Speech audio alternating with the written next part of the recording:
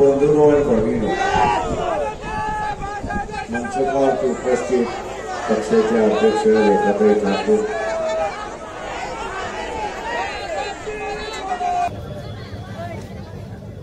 या यात्रेच्या संदर्भात कोल्हापूर मुंबईत आपण निघालो. मुंबई, पुणे, कोल्हापूर, सांगली या तिन्ही ठिकाणी असं पूरग्रस्त परिस्थिती आणि अशा असणाऱ्या या पूरग्रस्त परिस्थितीमध्ये सुद्धा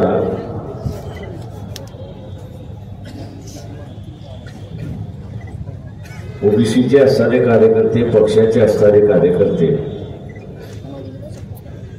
हे मोठ्या संख्येने जमत होते. ज्यांना ज्यांना येणं शक्य होतं ते सगळेच त्या ठिकाणी येत होते आणि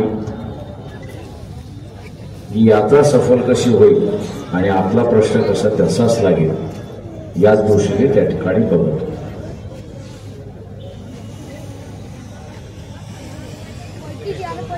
आरक्षण हा असणारा एक सामाजिक प्रश्न आहे.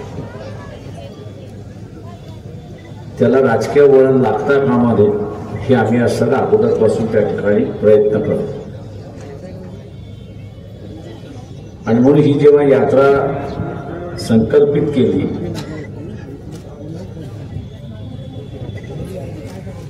त्यावेळेस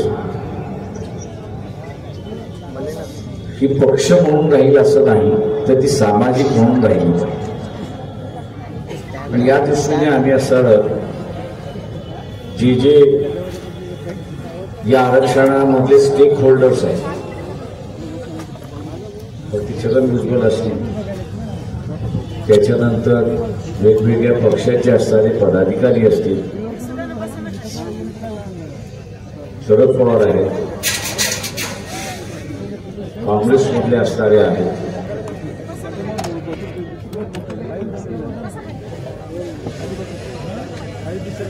आणि इतर आहेत, त्यांना आम्ही असं निमंत्रण दिलं की आपण सगळेजण या यात्रेमध्ये सहभागी व्हा किंवा जी सुरुवात होते त्याच्यामध्ये तरी आपण. उद्देश हा होता की ही यात्रा निघेपर्यंत परिस्थिती पूर्णपणे बिघडून गेली.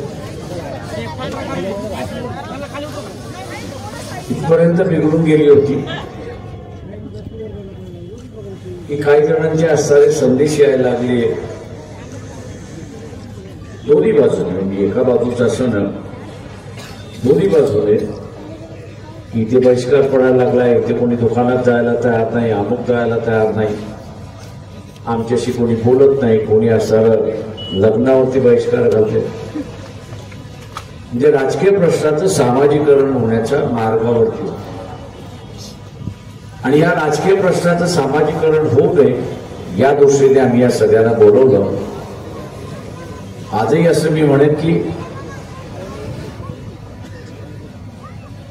आरक्षण हा सामाजिक प्रश्नच त्या ठिकाणी आता राहिलेला आहे. तो आता जे राजकीय प्रश्न राहिलेला आहे तो आता सामाजिक राहिलेला नाही.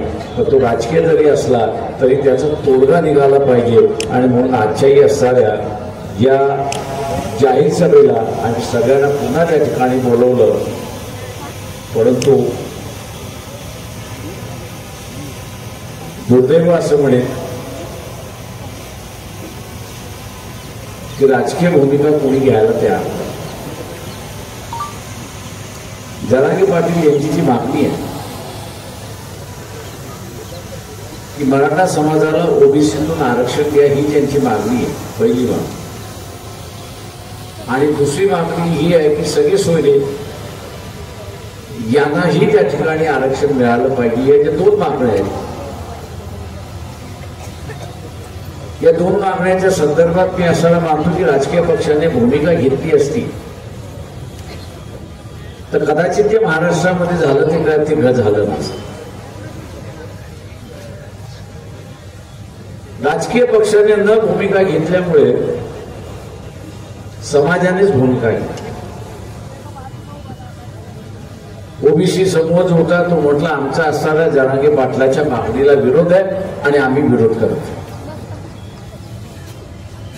आणि त्या निमित्ताने असणारा कार्यक्रम सुरुवात झाली. जिल्ह्यात सुरुवात झाली, तालुक्यात सुरुवात झाली, गावात सुरुवात झाल्या, वेगवेगळ्या समाजाच्या बैठका त्या ठिकाणी सुरुवात झाली.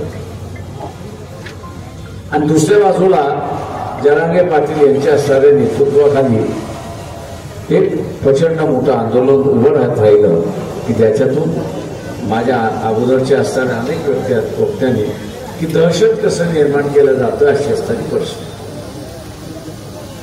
आणि परिस्थिती का निर्माण झाली तर राजकीय पक्षाने भूमिका घेतल्या नाही म्हणून. कदाचित राजकीय पक्षाने भूमिका घेतल्या असत्या या पक्षाची बरोबर आहे त्या पक्षाची चूक आहे याच्यावरतीच असणारी ती चर्चा खेळत राहिली असती, ती गावागावामध्ये ही फूट पडली नसती असं मी त्या ठिकाणी मानतो. पश्चिम महाराष्ट्रामध्ये सुद्धा ती फूट आम्हाला दिसते नाही असं नाही. तिची सगळ्यात तीव्रता जी आहे ती मराठवाड्यामध्ये आहे. मराठवाड्याच्या लागून जे जिल्हे आहेत त्याच्यामध्ये आहे. ती इतर जिल्ह्यांमध्ये नाही असं म्हणता येत नाही. तीव्रता कमी असेल तर फूट निश्चित आहे अशी असताना गोष्ट.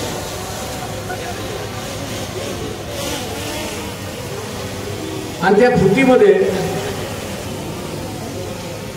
आता इलेक्शनच आपल्याला सर्व ते दाखवून देईल की मराठा समाज असं म्हणतोय की आम्ही असणाऱ्या ओबीसीच्या उमेदवाराला मतदान करणार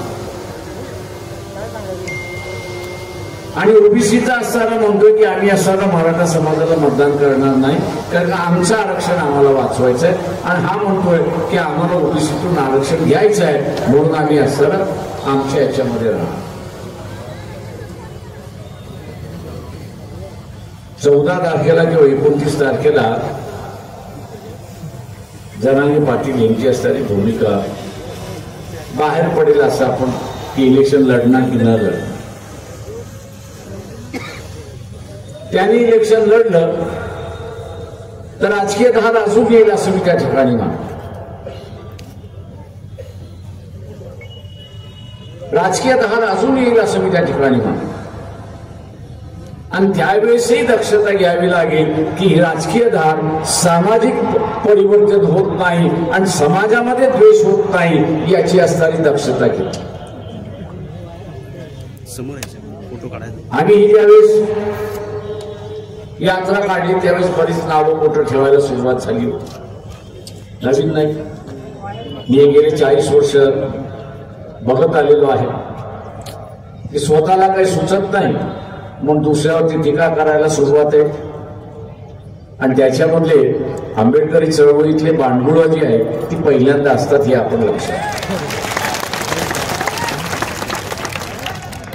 कारण हे बांडगुळ जे आहेत हे पाकिटचे बांडगुळ आहेत.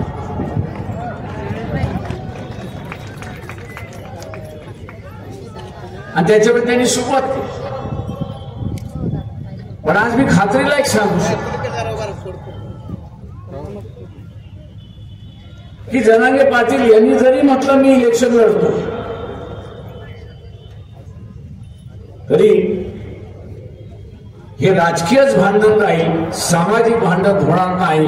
आणि सामाजिक भांडण झालं नाही तर या ठिकाणी शांतता इथं कायम राहील हे आपण असणारं लक्षात. जे छगन भुजबळांनी म्हटलं शरद पवारांना भेटल्यानंतर की 77ची ज्यांनी आठवण करून दिली. माझ्या वयाचे जे आहेत त्यांना असणारं 77 माहिती असतं किंवा ज्या कुटुंबांनी 77 भोगलेलं आहे त्याला ते माहीत असतं. ज्यांच्या घरातला माणूस गेला त्यांना असणारं 77 माहीत असतं. ज्यांची घरं जाळण्यात आली त्यांना असणारं 77 माहीत असेल. जे बेघर झाले त्यांना असणारं 77 माहीत असेल. पण नव्या पिढीला 77 माहीत.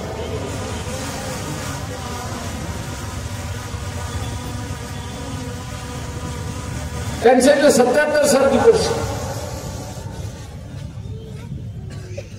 शरद पवार त्याच्या पुढे जाऊन असं म्हणाले की महाराष्ट्रामध्ये मणिपूर होण्याची असणारी शक्यता,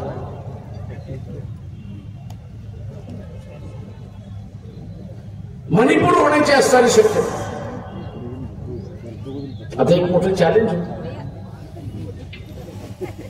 की 77ची परिस्थिती आणि मणिपूरची परिस्थिती. कारण मी जसं म्हणाल की तू वॉरिंग कॅम्प्स उभे राहिले आजही येते.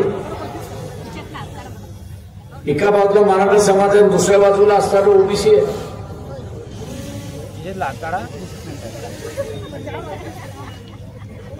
दोन वॉरिंग कॅम्प्स.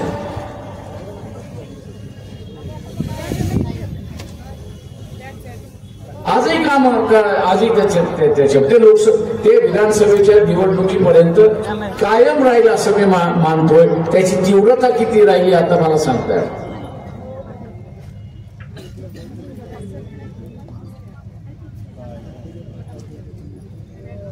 ही परिस्थिती या यात्रेने निवडली हे मी ठामपणे आपल्याला असणारं सांगतो. मला काय पोलिसांचे निरोप येतो की तुम्ही अजून वाढवू शकता. अरे म्हटलं अजून किती दिवस वाढवू म्हटलं. तेवढे ना आमचं काम आता हलकं झालं. म्हटलं नेमकं काय झालं. म्हटलं तुम्ही ज्या ज्या जिल्ह्यातून चाललाय आजूबाजूच्या जिल्ह्यामध्ये जो काही माहोल एक झाला,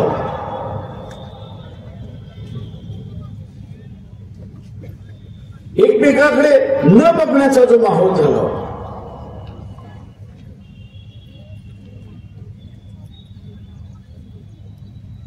तो माहोल निवाळला.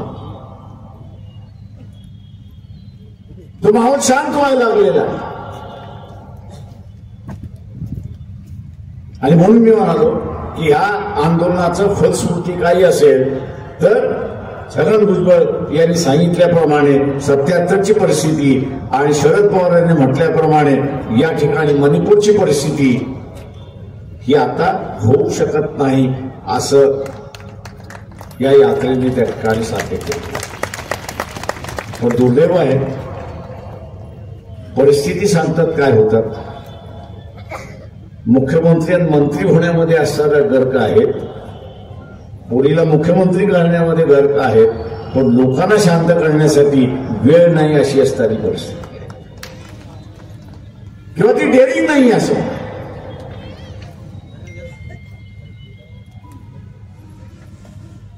ती डेअरिंग नाही असं.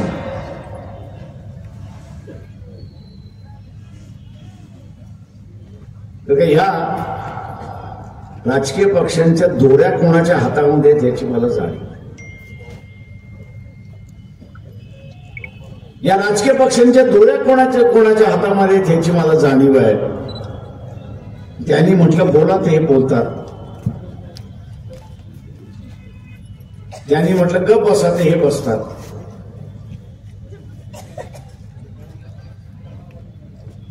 आणि म्हणून जे आम्हाला या सगळ्या ह्याच्यामध्ये सांगत होते की तुम्ही काय साध्य करणार, त्यांना आज आम्ही असं उत्तर देतोय की महाराष्ट्राची शांतता ही या यात्रेने साध्य केली हे असणारा आम्ही काम करणार.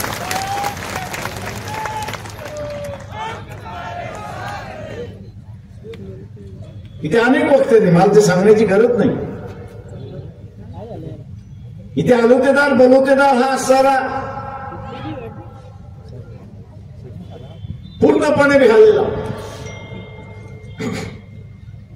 दर दिवशी कुठून नाही कुठून तरी फोन येईल की आमच्यावरती असं झाले, आमच्यावरती तसं झालं, आमच्यावरती तसं झालं.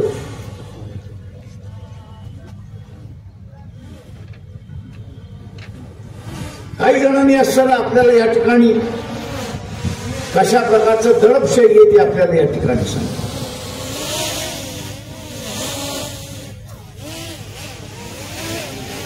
ही दडपशाही आम्ही असताना त्या ठिकाणी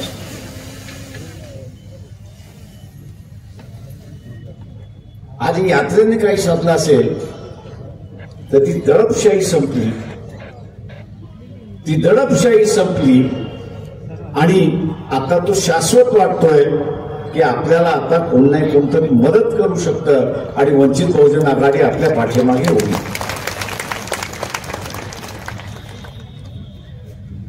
मी जिल्ह्याच्या असणाऱ्या कार्यकर्त्यांना निघताना सांगितलं होतं की जिथे अत्याचार होईल तिथे पोहोचलो.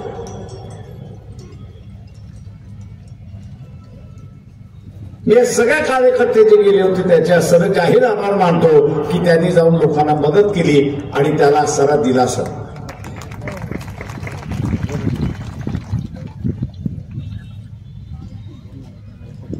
त्यांनी दिलासा दिला.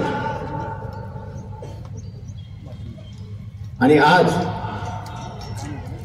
ज्या काही अत्याचाराच्या असणाऱ्या घटना होत्या किंवा घालून पाडून बोलण्याच्या असणाऱ्या ज्या घटना होत्या त्या कमी झाल्या किंवा त्या होत नाही तशी असणारी परिस्थिती. इलेक्शन येईल जाईल. एका पत्रकाराने मला असं सांगितलं, प्रकाश राव तुमचं मत तुम्ही काही म्हणा,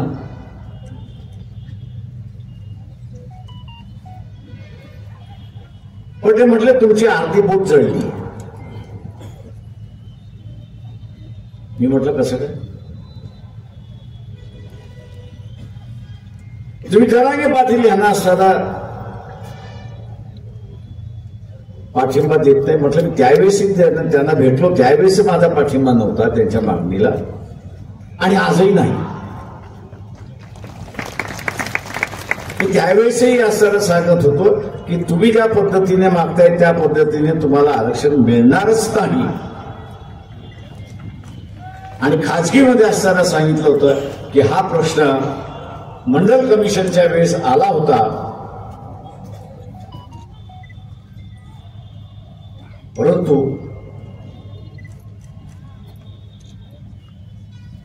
मराठा समाजातला असणारा वर्ग जो होता तो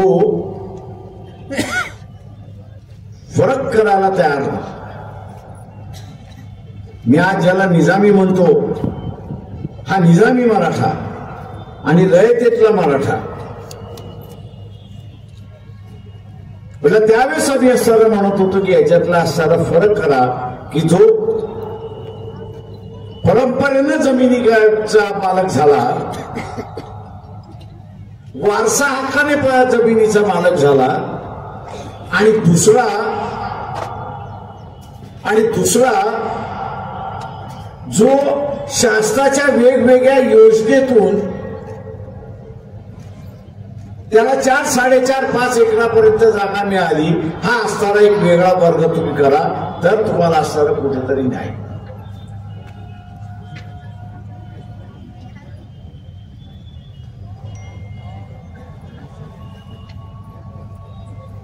आणि हा वर्ग फार मोठा आहे. म्हटलं हा फरक जोपर्यंत तुम्ही करत नाही की वारसा हक्काने आलेल्या जमिनीचा मराठा वर्ग आणि कसेल त्याच्या कायद्यातून आलेल्या जमिनीचा हक्क, अतिक्रमण केलेल्या जमिनीचा हक्क, 42च्या युद्धामध्ये ब्रिटिशांनी ग्रो मोर फूड म्हणजे अन्नधान्य अधिक पिकवा याच्या खाली वाटलेली जमीन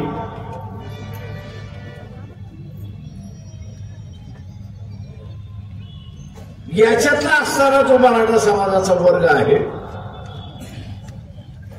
त्याला 3 आणि 5 एकराच्या आतमध्ये जागा मिळाल्या.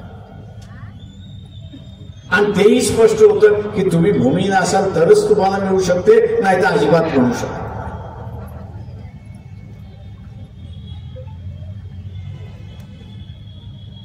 पण दुर्दैवाने जे काही कमिशन्स आली त्यांनी हा मुद्दा कधीच लक्षात घेतला नाही आणि म्हणून तो प्रश्न तसाच लोटकळत राहिला अशी असणारी परिस्थिती. आज मी असं मानतोय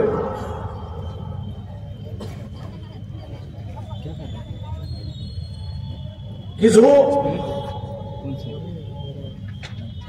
गरीब मराठा आहे हा ईर्षेला पेटी आहे.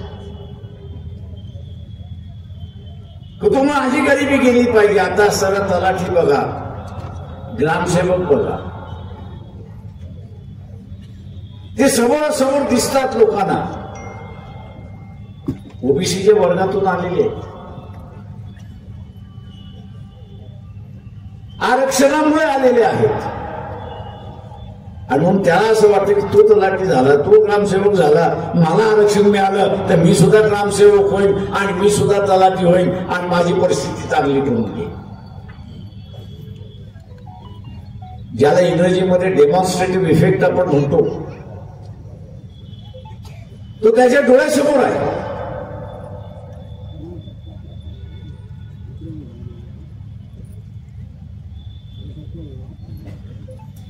ते डोळ्यासमोर आहे.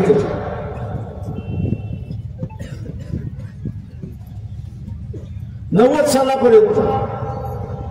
सालापर्यंत असणारा ओबीसीचा एकही डॉक्टर नव्हता, इंजिनियर नव्हता, पतसंस्था नव्हत्या किंवा काही नव्हत्या. आता तालुक्याच्या ठिकाणी असणारे ओबीसीचे हॉस्पिटल उभे राहिलेले आहेत.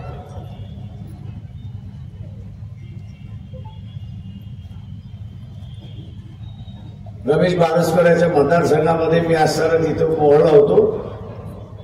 3 मोठी हॉस्पिटल आहेत, ती सगळी धनगर समाजाची. डोळ्यासमोर येतं. आता हे डॉक्टर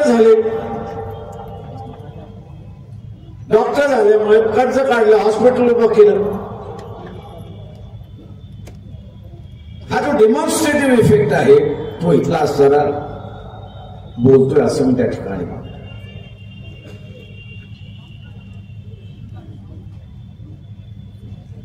आणि म्हणून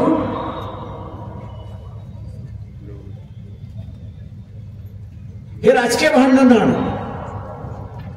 जर ओबीसीला सतर्क राहावं लागेल हे आपण लक्षात घ्या.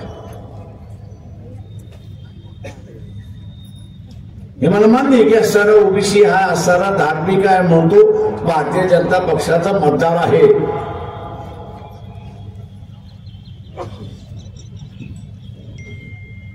त्याला ठरवायचं की भारतीय जनता पक्षाने भूमिका घेतलेली नाही मंडळवरती.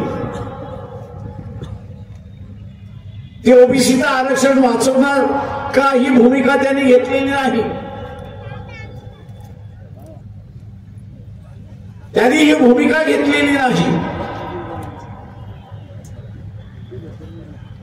आणि त्यांनी न भूमिका घेतल्यानंतर सुद्धा ओबीसी त्याला मतदान करणार का हा सगळ्यात मोठा प्रश्न आहे असं मी त्या ठिकाणी मानतो.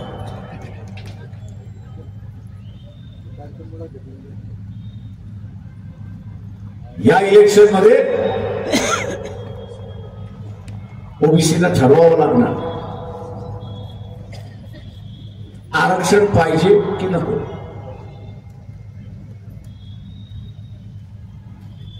एक जण मला म्हणाला, प्रकाशराव तुम्ही असं म्हणता मग धर्माचं काय होणार. मी त्याला एकदा भाषण दिलं होतं, त्याचं असं उदाहरण दिलं की माझ्यासमोर मौलवी होता सभेमध्ये. आता तो मौलवी म्हटला इस्लाम खतरे में. मी त्याला जाहीर म्हटलं, अरे बाबा इस्लाम खतरेमध्ये कधी येईल किंवा तू जेव्हा इस्लाम सोडायला निघालास तेव्हाच तो खतरेमध्ये येईल, नाही तर कसा खतरेमध्ये येईल. हा तुला मारल्या जाईल, तुझ्यावरती अत्याचार होईल, हा वेगळा भाग आहे. तुझ्या मारल्यामुळे इस्लाम खतरेमध्ये कसा आला. मी आज तेच ओबीसीला विचारतो की जोपर्यंत आपल्या घरातला देवाला आपण काढत नाही आणि वाडवडिलांच्या असणाऱ्या प्रथेच्या पुजाऱ्याच्या आपण जोपर्यंत करत राहतो तोपर्यंत धर्मावरती खतरा कुठला आला. हे जे सांगणारे आहेत ना धर्मावरती खतरा आलेला आहे, ते धर्मावरती खतरा आलेला नाही, तुमच्या आरक्षणावरती खतरा आलाय एवढं लक्षात घ्या. आरक्षणावरती असणारा खतरा आला हे लक्षात घ्या. आणि म्हणून मग अशी म्हणा, शांतता तर आम्ही प्रस्थापित केली,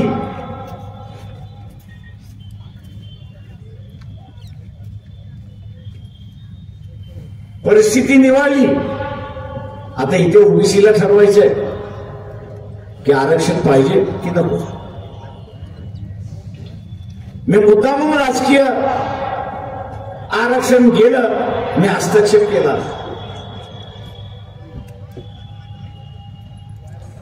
तो केला असता तर त्याच वेळेस मी थांबवला असता.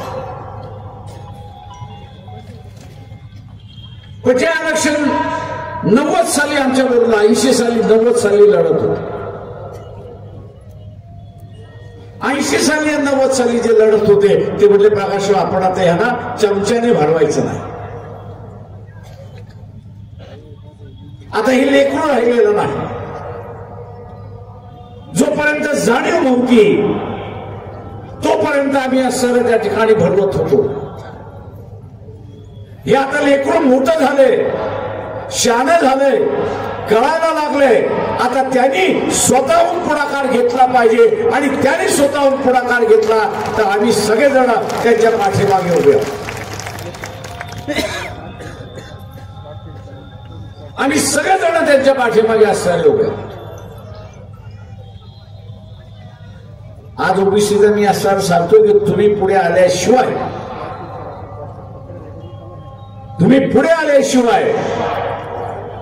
आता हे आरक्षण वाचू शकणार नाही. आणि म्हणून तुम्हाला ठरवावं लागणार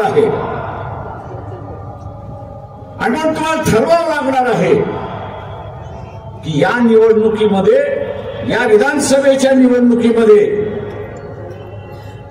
आरक्षण वाचवायचं की नाही वाचवायचं.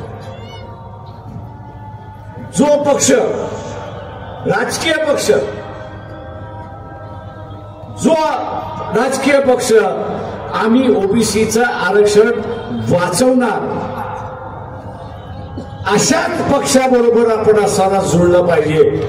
अन्यथा आपण आरक्षण हरवून घेऊ हे लक्षात घ्या.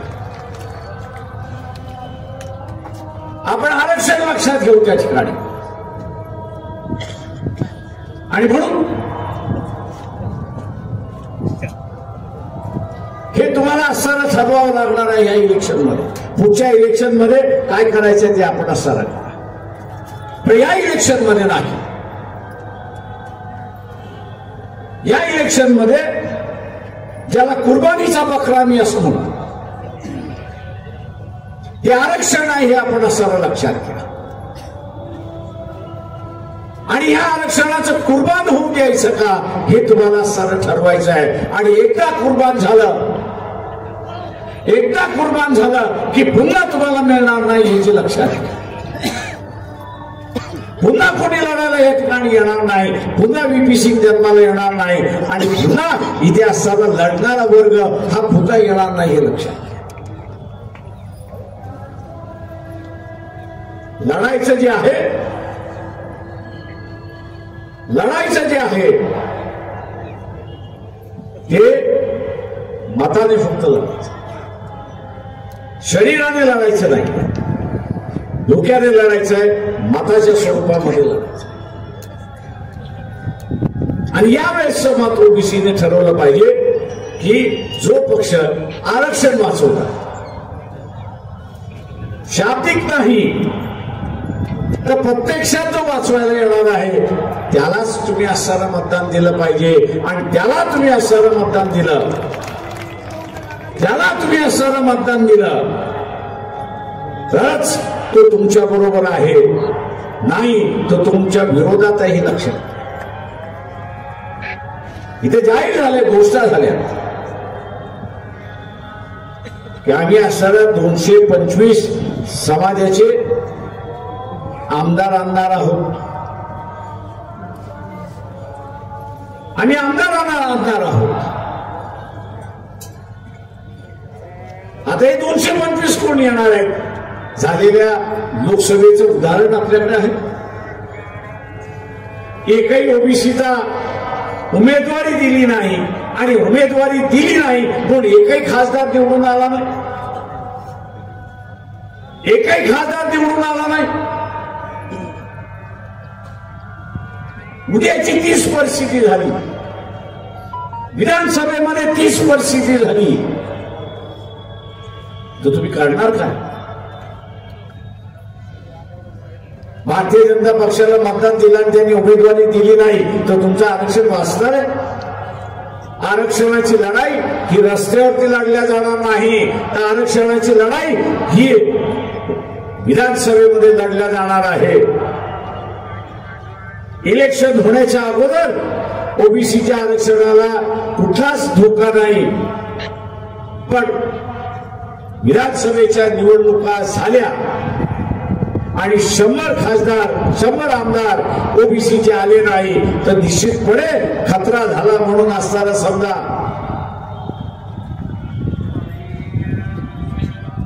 खतरा झाला म्हणून समजा. ज्या पद्धतीने राजकीय आरक्षण, स्थानिक स्वराज्य संस्थांमधलं आरक्षण कोर्टाच्या माध्यमातून त्याला स्थगिती देण्यात आलेली आहे आणि त्याच्या विरोधात आज कुठलाही राजकीय पक्ष भूमिका घ्यायला तयार. 27% जे आहेत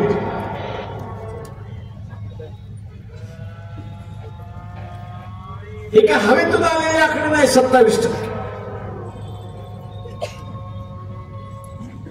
हे 27% का याची असणारी कारण मीमांसा त्या मंडल कमिशनच्या रिपोर्टमध्ये आहे.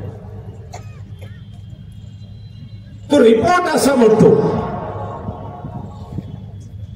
की सुप्रीम कोर्टाची 50%ची अट आहे, ही लक्षात घेऊन एससी एसटीचं आरक्षण याची संख्या लक्षात घेऊन हे कमिशन 27% आरक्षण फिक्स करते, म्हणजे निश्चित करते. हे आरक्षण निश्चित करते आणि ते तो अहवाल त्यांनी सरकारला दिला. सरकारने तो अहवाल पार्लमेंटमध्ये ठेवला. भूता सिंग त्यावेळी असताना गृहमंत्री होते, त्यांनी असताना स्टेटमेंट केलं की अहवाल आम्ही असताना मान्य केला आणि काळानुसार आम्ही असताना ह्याच्यातल्या अटी ज्या आहेत त्या लागू करायला सुरुवात केली.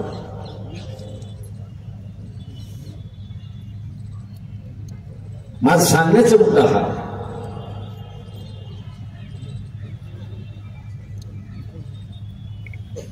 की इथले राजकीय पक्ष जे आहेत ते त्याही वेळेस मंडलच्या बाजूने नव्हते आणि याही वेळेस ते मंडलच्या बाजूने राहतील याच्याबद्दल माझ्या मनामध्ये शंका आहे, पूर्ण शंका आहे. उलट मी शासन काय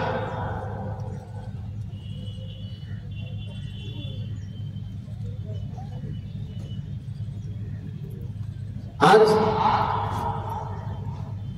ओबीसीला ठरवायचं आहे की स्वतःची लढाई स्वतः लढायची की नाही.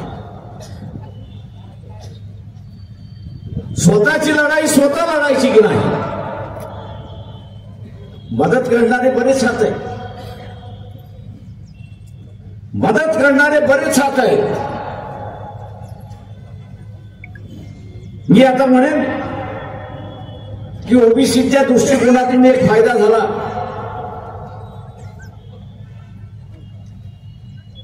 एका आयआयटीची विद्यार्थिनी आहे, तिचा मध्यंतरी फोन आला.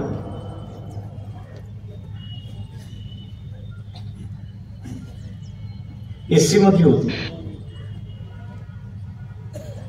सुप्रीम कोर्टाचा निकाल आल्यानंतर तिने म्हटलं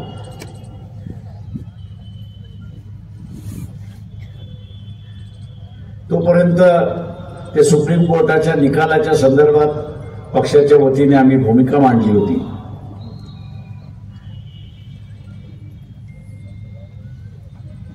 आणि ती असं म्हणत की आपण भूमिका घेतली आणि कोर्टाचा निकालाचा निषेध केला, त्याबद्दल मी अभिनंदन. पण तिने एक मला असताना विचारलं की आपले जे विचार बोलतायत ते का नाही टीका करत? ते फक्त इलेक्शनच्या वेळेस कसं काय बाहेर पडतात आणि इतर वेळेस असताना खूप घेऊन बसतात. म्हटलं तू IIT करतेस, डिग्री करून घे. डिग्री करून झालं की मी तिला सांगितलं की तुला नोकरी लागली की त्याच्यातले 90% तू घे, 10% म्हटलं बाजूला काढून ठेवत जा, त्याचं वेगवेगळं पाकिट करत जा आणि ते म्हटलं त्या विद्वानांना देत जा, तुला जे विद्वान वाटतात त्यांना, आणि ते बोलत राहतील अशी असणारी परिस्थिती.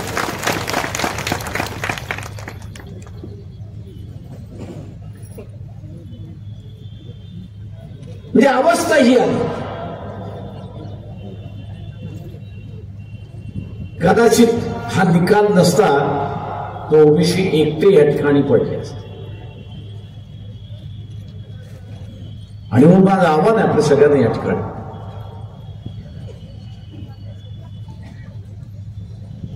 की ही साधी सुधी लढाई नाहीये. ओबीसी हा बळीचा बकरा आहे हे आपण लक्षात. ओबीसीचं आरक्षण हे बळीचं बकरा आहे. आणि कोणाच्या भांडणामध्ये? कोणाच्या भांडणामध्ये? मराठ्याच्या भांडणामध्ये तुम्ही कुर्बान होणार. मी अनेक वेळा म्हणतो अरे जरांगे पाटलांचं असणारं इलेक्शन मध्ये भाग घेऊन द्या, फार चांगलं होईल, महाराष्ट्र मुक्त होईल, 169 कुटुंबातून मुक्त होईल अशी असणारी परिस्थिती आहे. महाराष्ट्राची सत्ता ही असावी 169 कुटुंबामध्ये आहेत. पत्रकार माझे मित्र बसलेले आहेत, जुने जाणते बसलेले आहेत, त्यांना असणारं आवाहन करतोय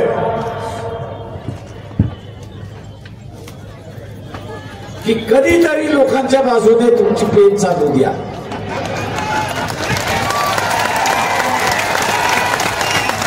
हे 31 खासदार निवडून आलेले जे आहेत,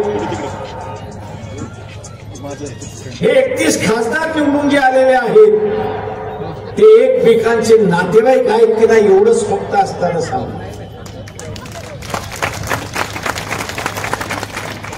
त्या 31 खासदारांमध्ये एकही तुम्हाला गरीब मराठा तिथे दिसतात. या 31 खासदारांमध्ये तुम्हाला कोणीही शासनाच्या वेगवेगळ्या योजनेमध्ये जमिनीचा मालक झालाय हे तुम्हाला दिसणार नाही. तर तो परंपरेने जमिनीचा मालक झालेला आहे अशी असणारी परिस्थिती आहे. आणि म्हणून हे मालक कुठून झाले ते यांच्याकडे सरदारकी आल्या, इनामदाऱ्या आल्या, जागीरदारी आल्या, या कोणाकडून आल्या तर या मोगल सरदाराकडून आल्या हे लक्षात. आणि म्हणून त्याला मी असं मोगलाई मराठा त्या ठिकाणी हा इतिहास आहे.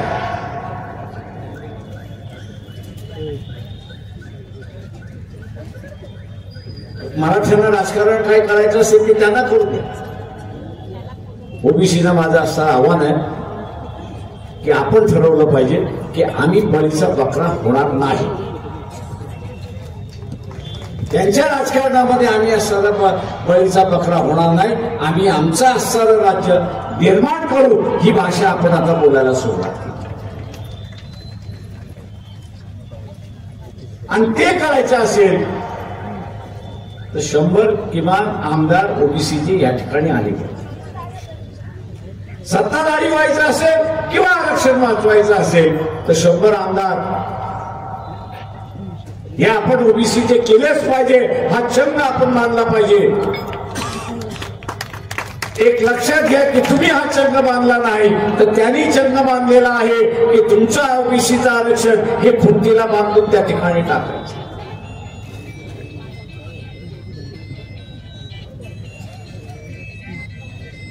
हे आरक्षण खुंटीला बांधून दाखवायचं आहे, कारण का ना राई बास ना राई बास.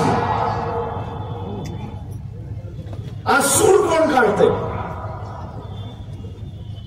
आज सूर कोण काढतंय, तर जरांगे पाटील सूर काढतो. कुठल्या बासीतून तो सूर काढतोय, तो ओबीसीच्या आरक्षणातून तो सूर काढतोय. तो सूर कुठून काढतोय, तो ओबीसीच्या बासीतून तो सूर काढतोय.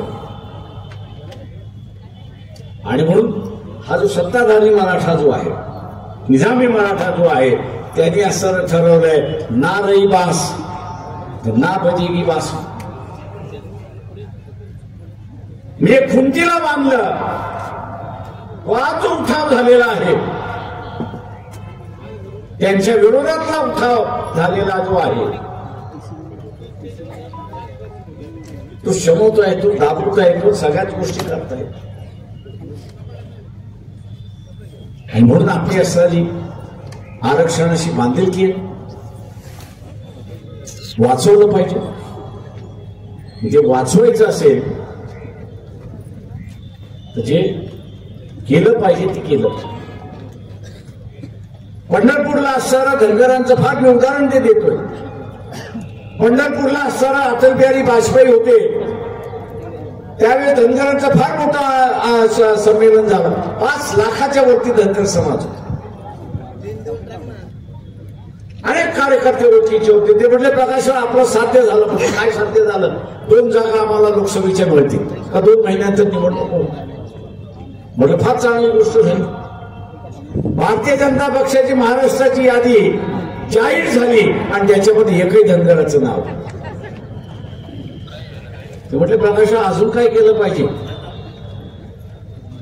जेवढी जनसंख्या आम्ही जमवली तरी एक जागा नाही आम्हाला.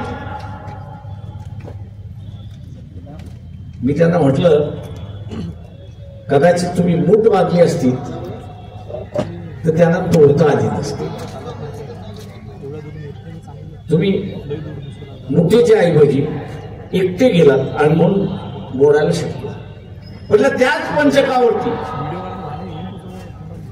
पंचकावरती माळ्यांना बसवलं असतं, वंजारी समाजाला बसवलं, बंजारांना तुम्ही बसवलं असतं. आरुतेदार बरुतेदार आहेत त्यांचे प्रतिनिधी बसले असते तर संदेश काय गेला असता. संदेश हा गेला असता की धनगरांनी पुढाकार घेतला आणि सगळ्या ओबीसीला एकत्र केलं. सगळ्या ओबीसीला असं एकत्र केलं. धनगर हा मतदारसंघामध्ये 20,000 असेल, 40,000 असेल, काही मतदारसंघामध्ये 80,000 असेल, पण 200च्या वरती विधानसभेमध्ये हा 30च्या ती मूळ बांधली असती तर दिशा ही झाली असती. त्या मतदारसंघामध्ये लाखापेक्षा जास्ती हा ओबीसी आहे, त्याला डावलता येणार नाही आणि तुम्हाला उमेदवारी मिळाली असती अशी परिस्थिती. मी प्रत्येक ओबीसीला सांगणार आहे, बाहेर बघण्याची गरज नाही. आपल्या गावामध्ये पहिल्यांदा बघा की ओबीसीची घरं किती आहेत, मतदार किती आहे, आणि त्या मतदारावरनं ठरवा की मी मेजॉरिटीमध्ये आहे की नाही. त्या ठिकाणी तिथे मेजॉरिटीमध्ये असेल तर मी जिंकू शकतो. जी माझ्या गावाची परिस्थिती ती इतर गावाची परिस्थिती, त्या भ्यायचं काहीच कारण नाही. घोषणा आपण जी देतो, लढेंगे और जीतेंगे, लढताना भीती ठेवायची नसते. लढताना अजिबात भीती ठेवायची नसते. माझा एक फॉर्म्युला असतो, बोलण्याच्या अगोदर एक बुक्का मारून मोकळा हो.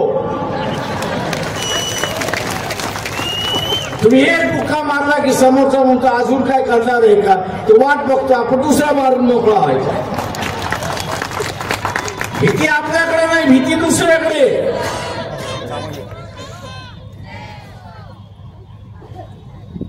त्याच्यामुळे ऍक्शन मोड मध्ये आपण आलं पाहिजे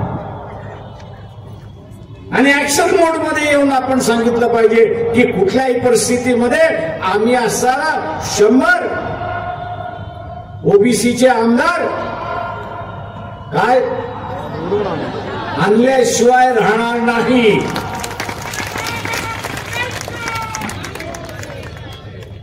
जसं आपण 100 आणणार तसं आपले विरोधक सुद्धा आणणार. जसे आपण असं आणणार तसे आपले विरोधक सुद्धा आणणार. ठराव नामंजूर करायचा असेल तर किती मतं लागतात? विधानसभेमध्ये किती मतं लागतात?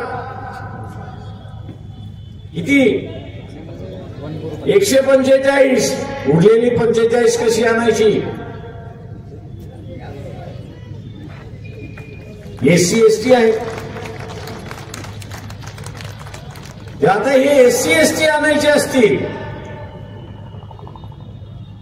तर काय केलं पाहिजे? 100 आमदार SC ST याला ओबीसीच्या आरक्षणाचा काही संबंध नाही, घेणं देणं नाही का? त्याचं आरक्षण वेगळं आहे. आपल्याला 145 हा आकडा गाठायचा असेल, बहुमताकडे आपल्याकडे जायचं असेल तर हे SC STचे जे मतदार आहेत ते ओबीसीने बघितले पाहिजेत की त्यांच्याच मतावरती निवडून येतील, ओबीसींच्याच मतावरती निवडून येतील ही त्यांनी खूणगाठ त्या ठिकाणी बांधली पाहिजे. ते ओबीसीच्या मतावरती निवडून आले आणि वंचित बहुजन आघाडीच्या पक्षाच्या नावाने निवडून आले तर ते ओबीसी बरोबर मतदान करतील. पण उद्या समजा ते मराठा समाजाच्या मतदानावरती आले, ते म्हणतील आम्ही आरक्षणवादी आहोत, पण त्यांनी निवडून आले मग त्यांच्या बाजूने मतदान करतील. नुकसान कोणाचं झालं? ही एक मोठी लढाई, ही साधी सुधी लढाई नाही, एक मोठी लढाई. जेवढे येतील त्यांच्याबरोबर आम्ही असताना घेऊ, जे राजकीय पक्ष येतील त्यांच्याबरोबर खेळू. येताना एक चांगलं मी असताना बघितलंय की जिल्ह्यामध्ये वेगवेगळ्या ओबीसी संघटना ज्या आहेत त्यांनी आपलं असताना एक फेडरेशन केलं. त्यांनी एक फेडरेशन केलेलं आहे. मी आमच्या पक्षाच्या जिल्ह्याच्या अध्यक्षांना असताना अगोदरच सांगितलेलं आहे की या फेडरेशन जिल्ह्याच्या ओबीसीच्या फेडरेशन बरोबर बसा, ओबीसीच्या फेडरेशन बरोबर बसा, उमेदवाराची चर्चा करा आणि 100 आपल्या जिल्ह्यातले 7 असतील तर किमान 5 कसे आणता येतील याचा आराखडा आपण असताना त्या ठिकाणी तयार, याचा आराखडा आपण असताना तयार. आणि ज्या ओबीसीचे फेडरेशन आहेत त्यांना माझं असताना आव्हान आहे, त्यांना माझं असताना आव्हान आहे, नुसता उमेदवार दिला की तो निवडून येईल असं नाही. जशी गावं आहेत 180 पासून ते 320 पर्यंत गावं येतात त्या मतदारसंघात, त्या प्रत्येक गावामध्ये ह्या 2 महिन्यामध्ये गेलं.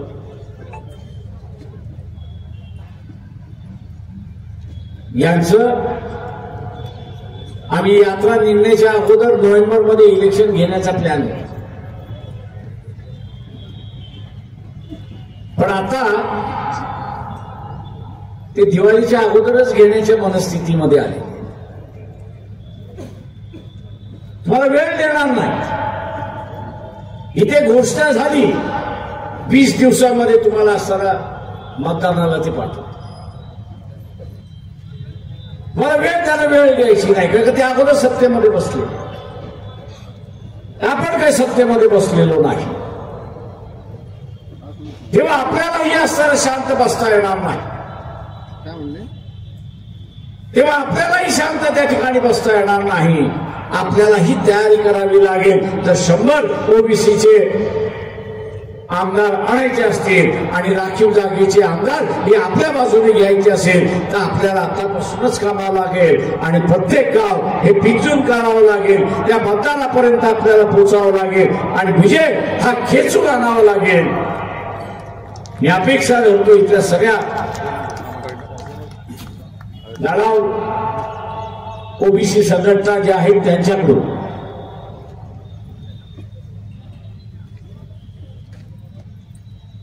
यावेळेस एकच लक्ष, आणि ते म्हणजे आरक्षण वाचवणं हाच आपला एक लक्ष असला पाहिजे. आणि ते लक्ष वाचवण्यासाठी उमेदवारी आपण असं ठरवलं पाहिजे आणि त्या उमेदवाराला आपण निवडून आणलं पाहिजे. ते आपण कराल ही अपेक्षा बाळगतो. आपण सगळ्यांनी या ठिकाणी जे असणारी साथ दिली, सहकार्य दिलं त्याबद्दल मी आपला आभारी आहे. जय भीम, नमस्कार.